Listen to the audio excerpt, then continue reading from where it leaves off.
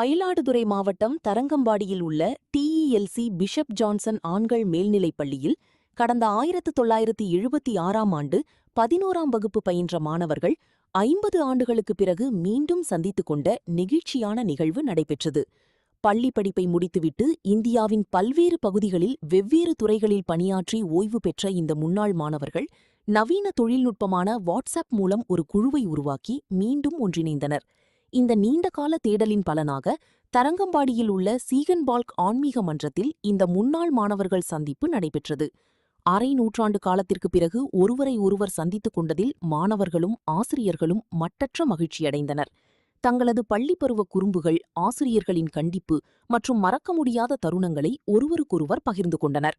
அது மட்டுமல்லாமல் தங்களோடு படித்து மறைந்த சக நண்பர்களுக்கும் தங்களுக்கு பாடம் கற்பித்து மறைந்த ஆசிரியர்களுக்கும் மரியாதை செலுத்தும் விதமாக மௌன அஞ்சலி செலுத்தப்பட்டது.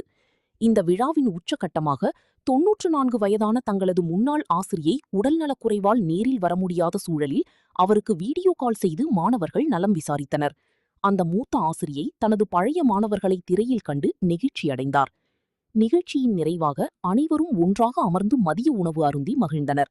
பின்னர் தங்கள் குடும்பத்தினருடன் தாங்கள் பயின்ற டிஇஎல்சி பள்ளி வளாகத்திற்கு சென்று வகுப்பறைகளையும் மைதானத்தையும் சுற்றி பார்த்து பழைய நினைவுகளில் மூழ்கினர்.